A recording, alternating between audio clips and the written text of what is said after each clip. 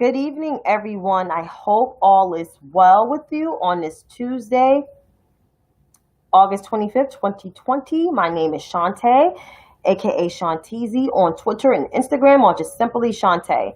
So I'm here with the after show of my analysis today. I'm just gonna brief you guys on just some. But of course, I have to start off with the coronavirus because that is what's going on here, and it's really affecting us on the national and global level. So let me just get those statistics to you. I know they're here. I tucked them away somewhere. Good God. Just give me a moment. 823, 822. Always have it ready.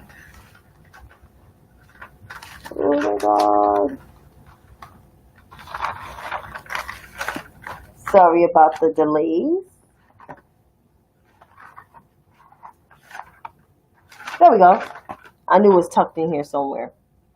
So globally with the coronavirus, we are at 23,751,919 in the 188 countries, with our death toll on the global stage sitting at 815,797. Here at home, which we account for fourth of those cases, we are at 5,773,766, with our death toll at home sitting at 178,347 cases. Now I'm going to focus my attention at home. Those numbers I just read on the global, they're on the Johns Hopkins website. Thank you. According to these state numbers on the New York Times COVID map, California has 679,431 cases, followed by Texas at 608,675, Florida 605,494, New York, which was the epicenter of all this, is now at 435,494, Georgia is at 241,865, Illinois is at 225,483. Arizona is at 199,293. New Jersey is at 191,850. North Carolina is at 158,002. And Louisiana rounds up that top 10 at 144,257. These counties, which there are from the Johns Hopkins website, the counties and the states, because they go by counties, not by state, like the New York Times COVID map.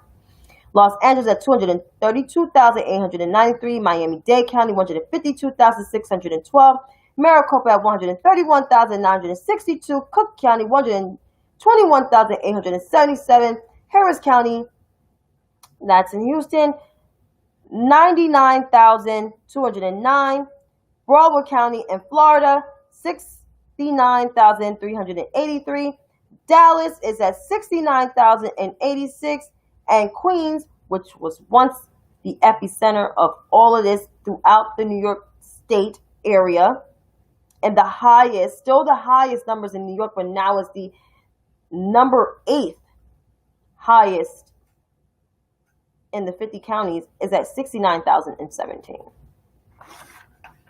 Keep in mind, the U.S.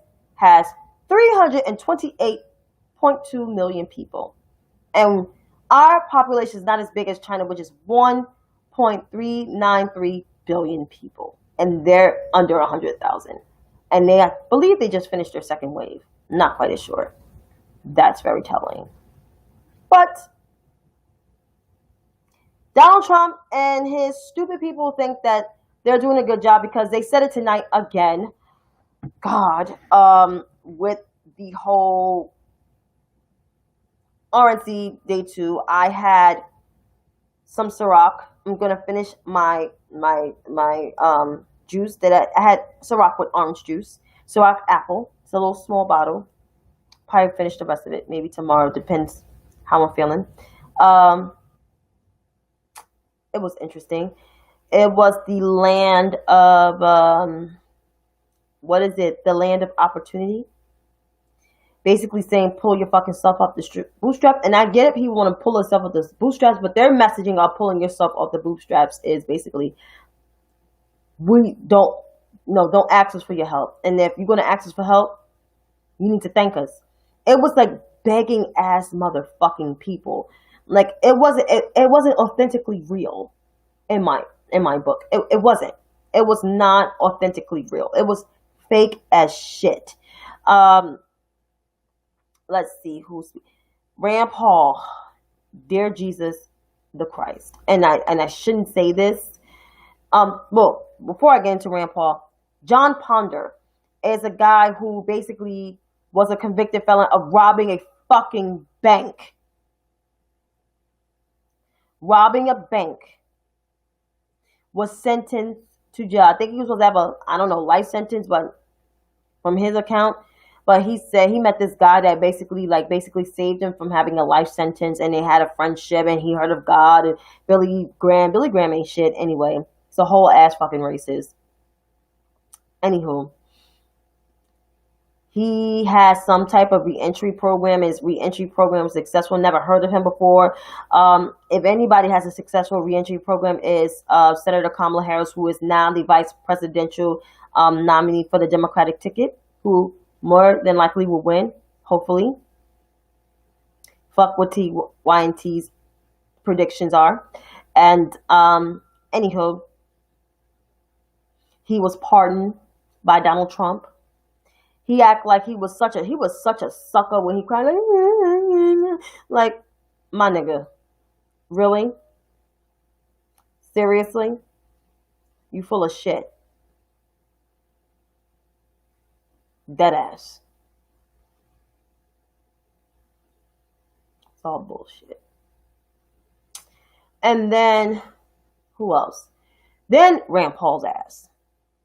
Talking about, oh, Donald Trump helped me when I was an eye doctor, and blah, blah, blah, blah, because he is a medical doctor. He's an eye doctor, ophthalmologist. And, we are for war and for this and for that and blah, blah, blah. And talking about, and this wars and everything, there's peace in the Middle East. There's not peace in the Middle East. They're not telling you the story like Rachel. That's why I watch MSNBC coverage of the RNC, because they actually do fact checking in real time. And real time. When pretty much there's still troops in the Middle East, because if the Iraq war ended, it would have been major news. And it ended. President Obama sent more troops home. Donald Trump deployed more troops. And there's a whole ass war going on in Yemen. He's actually creating more issues in the Middle East. Like, there's people that still piss off that the embassy in Israel, I think, moved to Jerusalem. That new peace deal, that recent peace deal, with the Palestinians already having issues with that. So it's just like, you're stoking more division. Your intervention is not good intervention. Because you have the likes of Jared Kushner, who has no experience of foreign policies, don't know what the fuck they're doing, thinks they're doing such a good job. So no. And the same thing with Eric Trump's claims, same shit. Talking about like the Democrats don't believe in the Pledge of Allegiance, that's a whole bunch of fucking crack of bullshit. Then you have Billy Graham's granddaughter. Her name is Sissy Graham Lynch, who basically is a homophobe, a walking Christian contradiction. And keep in mind, I'm a Christian my damn self. I'm a Baptist Saint Holy Father. Yes, I do some swearing here and there. But, however,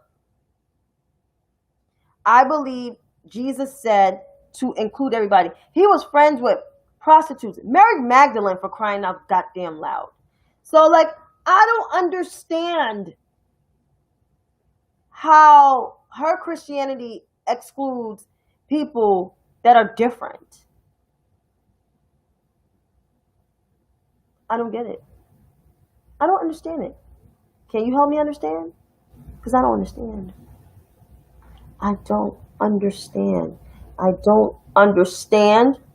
I don't understand. And they're talking about the Muslim ban was because of religious freedom. No, Donald Trump's a whole ass racist.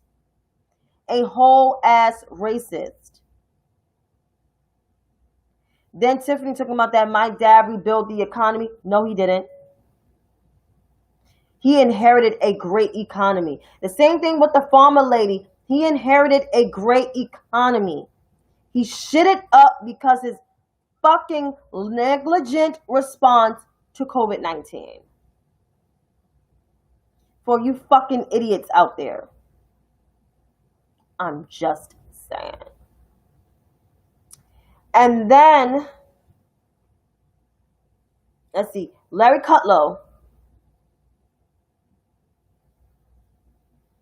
had to get fact checked. Said, oh, the stock market is doing well. Our economy is bouncing back. No, it's not. The stock market is not the economy. It's not the whole entire economy. Everybody does not have stock. The average American don't have stock. And thank you, J-Hope. I'm glad I'm right. At least I try to be. I try not to be a smart ass about this. But as a business major, I cannot let this stand. I literally can't let this shit stand. Like, it's actually blasphemy for me. Literally can't let this shit stand. And 30 million Americans unemployed. Yeah. So much for winning. Then Daniel Coleman, the AG of Kentucky. No, that's very true. I'm going to get into Melania in a minute. Don't worry. Because we know she shit up that Rose Garden. But the AG of Kentucky, who had time to go to the RNC and speak, but don't have time to arrest Breonna Taylor's killers.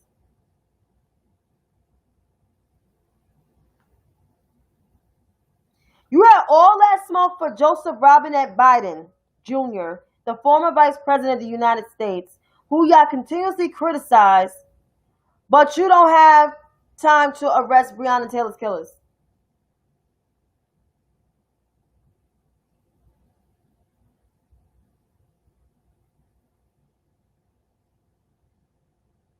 Let that shit sink in.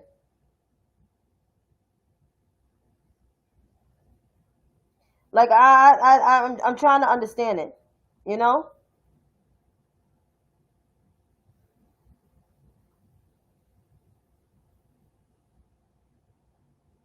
Then, Pam Bondi, who is trying to throw Hunter Biden's name, which Hunter did not get his job through his father when his father was the vice president of the United States.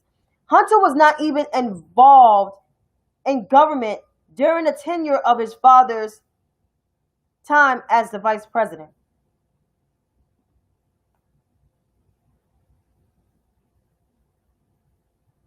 He didn't. He didn't.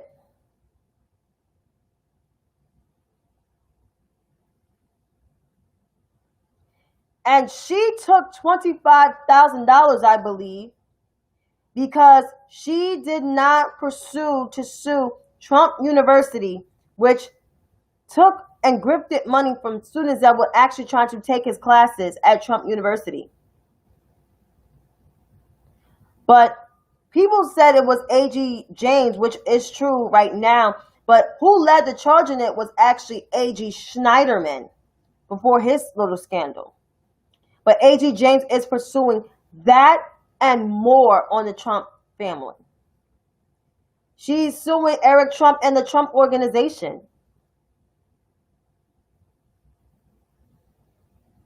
So right then and there. Now Melania's speech. Honestly, to tell you the truth, and I'm not going to be mean, I really had a hard time, not just the language barrier, but I was like literally drifting into space. I really didn't understand it. I know she acknowledged the families that lost their lives during COVID, but I feel like that's your husband's fault. She basically tried to accuse the media of being biased towards her husband, but you're a whole ass Bertha. Like, you saying President Obama needs to show his birth certificate when you actually come from a whole ass shit, a whole country. Most of the Eastern European part of the country, and world, I'm not trying to be mean, but it's more shitty. The Western part of Europe is actually more, a little bit more upscale versus Eastern European. It's a little bit more shitty. Just saying. And that delivery was horrible. At least she did not plagiarize people's speeches. Kudos to you. Because you copied Michelle Obama.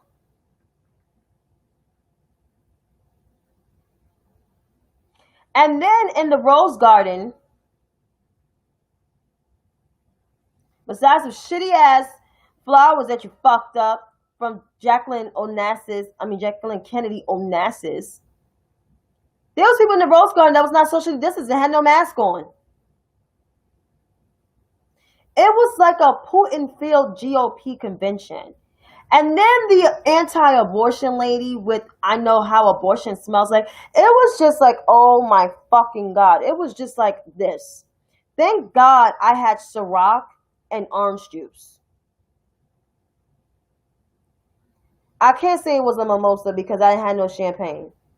But I sure enough, I got my drink on. Let's just say as that. I definitely got my drink on. But I'm going to end this tonight and say I'm going to be drinking for the rest of the week and probably into the weekend. Maybe that will cure the soreness halfway at my feet. Oh, yeah. Listen, hey, you got to get your smoke on. Your smoke or your drink on. Listen, if I was a weed smoker, I would have been outside my building because my building is a smoke-free building. I would have been smoking that shit. Maybe that sour diesel. Maybe that sour diesel. But I had my Ciroc and my orange juice. Tomorrow, if I finish my Ciroc maybe tonight or tomorrow, then I'll open up my champagne. Pop a bottle. Might buy me another, or no, my wine, and I might buy me another champagne. So, until then, have a good night.